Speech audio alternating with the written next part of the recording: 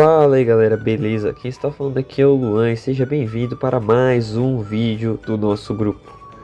Bem pessoal, hoje nós vamos falar sobre a reflexão da luz. O grupo é eu, Luan, o Eric e o Kevin. Então vamos logo dar início à nossa apresentação sobre reflexão da luz.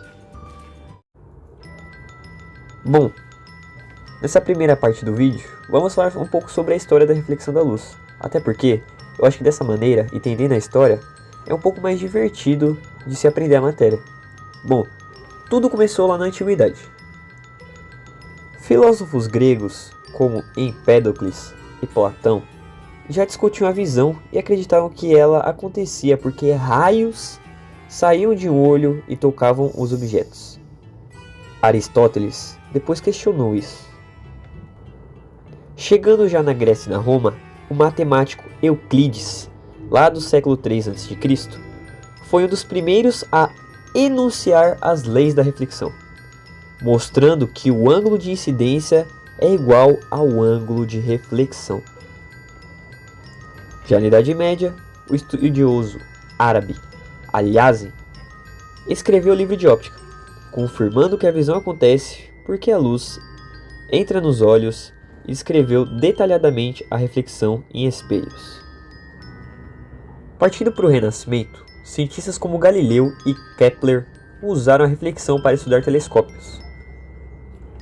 Chegando na Era Moderna, com Newton e Descartes, a reflexão foi explicada dentro da teoria da luz como partículas ou ondas, consolidando o conhecimento.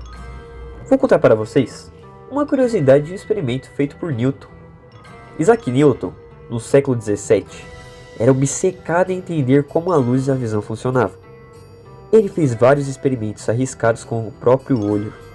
Ele inseriu um objeto pontiagudo, uma agulha ou um canivete de costura, chamado de Bodkin, entre o olho e o osso da órbita ocular. Ao pressionar o globo ocular, Newton observava formas, cores e padrões luminosos, os chamados fósfenos. Isso mostrou a ele que a visão não dependia só da luz externa, mas também dos estímulos mecânicos que ativavam o nervo óptico. Tá, mas por que isso é importante? Esse experimento ajuda o Newton a desenvolver sua compreensão sobre a luz e a visão, mas também mostrou como ele era ousado e um pouco imprudente. Hoje sabemos que a pressão mecânica no olho realmente estimula os fotorreceptores da retina, gerando a sensação de luz, mesmo sem haver luz de fato. Agora que já tivemos o nosso contexto histórico, vamos partir realmente para a reflexão da luz, começando explicando brevemente o que é a reflexão da luz. A reflexão é um fenômeno em que a luz incide em uma superfície e retorna para o meio de origem. Ou seja, quando a luz bate em uma superfície e é rebatida, mudando apenas a sua direção, mas continuando no mesmo meio. E é graças à reflexão que conseguimos ver objetos e também nos enxergar em espelhos. Elementos da reflexão. Quando estudamos a reflexão da luz, usamos alguns elementos básicos, que são eles: raios luminosos. Existem dois tipos, que são os raios incidentes, representado pelo RI, que é o raio de luz que chega até a superfície, e o segundo é o raio refletido, que é o RR, que ele é o raio de luz que retorna após bater na superfície. Vimos também ângulos, que existem também dois tipos de ângulo. O primeiro é o ângulo de incidência, representado pela letra I, formado entre o raio incidente e a normal. O segundo ângulo é o ângulo de reflexão, representado pela letra R, que é formado entre o raio refletido e a normal. Agora, o que é a normal? Normal, representada pela letra N, é a linha imaginária perpendicular, ângulo de 90 graus, à superfície no ponto de incidência. Leis da reflexão. Existem duas leis fundamentais. Primeira, o raio incidente, a normal, e o raio refletido estão sempre no mesmo plano. Isso significa que todos os elementos envolvidos ficam alinhados no mesmo plano geométrico. A segunda lei é: o ângulo de incidência é igual ao ângulo de reflexão, ou seja, I é igual a R. Tipos de reflexão. Existem dois tipos de reflexão, que são elas: reflexão regular ou especular, que acontece em superfícies lisas e polidas, como por exemplo o espelho. A luz reflete em uma direção definida, formando imagens nítidas. Agora, o segundo tipo de reflexão é a reflexão difusa.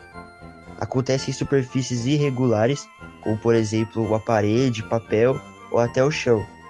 A luz se espalha em várias direções e por isso não forma imagens, mas permite que vejamos os objetos. Espelho plano. É uma superfície lisa e polida, geralmente vidro com uma fina camada metálica no fundo, que reflete a luz de forma regular, ou seja, a luz bate e retorna com o mesmo ângulo, obedecendo às leis da reflexão. Por isso, o espelho plano forma imagens nítidas e proporcionais ao objeto refletido. Características da imagem formada. A imagem vista em um espelho plano tem algumas propriedades bem definidas. Primeira, mesma distância. A imagem fica atrás do espelho, a mesma distância que o objeto está à frente dele. Exemplo, se você está a 1 metro do espelho, sua imagem parece estar a 1 metro atrás. 2. Mesmo tamanho. A imagem tem o mesmo tamanho do objeto. 3. Imagem virtual. Ela não pode ser projetada em uma tela, pois os raios refletidos não se cruzam de verdade, apenas parece vir de trás do espelho. 4. Imagem direita. Não está de cabeça para baixo. 5. Imagem invertida lateralmente. O lado esquerdo e o direito são trocados. É por isso que no espelho sua mão direita parece a esquerda. Aplicações do espelho plano. Espelhos de casa, banheiros e academias. Retrovisores de carros, decorações de arquitetura, experimentos de óptica. Pessoal, voltando aqui para contar mais duas curiosidades para vocês. A primeira é sobre o túnel de espelhos.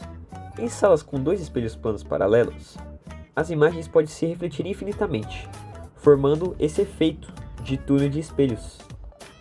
Bom, vamos para a segunda curiosidade.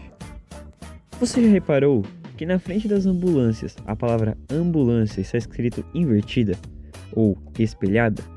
Isso não é um erro, é feito de propósito, e o motivo está na reflexão da luz no espelho plano dos carros à frente.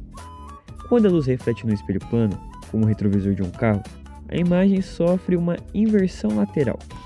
O lado esquerdo e o lado direito trocam de lugar. Então, se a palavra ambulância fosse escrita normalmente, o motorista que olhasse pelo retrovisor veria ela invertida, e o que dificulta a leitura. Escrevendo ao contrário, o retrovisor reflete a imagem da forma que ela apareça corretamente para o motorista. Ou seja, se ela é escrita ao contrário na ambulância, no retrovisor ela vai aparecer de maneira correta, permitindo que o motorista identifique rapidamente que é uma ambulância e abrir o caminho. Espelhos esféricos. Agora, pessoal, vamos falar sobre os espelhos esféricos. O que são eles? São espelhos cuja superfície refletora é uma parte de uma esfera. Eles podem refletir a luz para dentro ou para fora da curvatura, dependendo do tipo.